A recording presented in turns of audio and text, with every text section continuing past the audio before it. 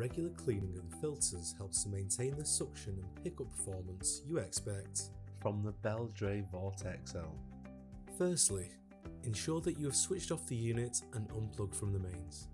Next, detach the dust container from the main unit by pressing the dust container release button and gently pulling away from the unit using the handle. Empty the dust container over a bin and remove the lid of the dust container using the release clip. Remove the HEPA filter from the base of the dust container by squeezing the tabs together and gently pulling away. Gently tap the HEPA filter and dust container over a bin to remove any dust and debris that has built up. Rinse the HEPA filter under the tap for a couple of minutes and leave until completely dry. Once dry, replace the HEPA filter into the dust container base, ensuring that the locking tabs click into place. Then, reattach the dust container onto the base of the vacuum cleaner. Never use your vacuum cleaner without filters in place.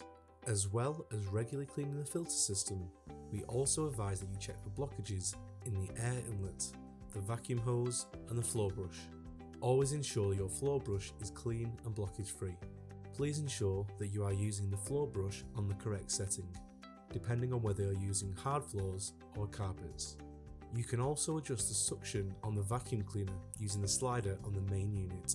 Push forwards to the plus sign to increase the suction power, and push backwards towards the minus sign to decrease the power. By following these simple steps every couple of weeks, you will maintain a high level of pickup performance and prolong the life of your vacuum cleaner.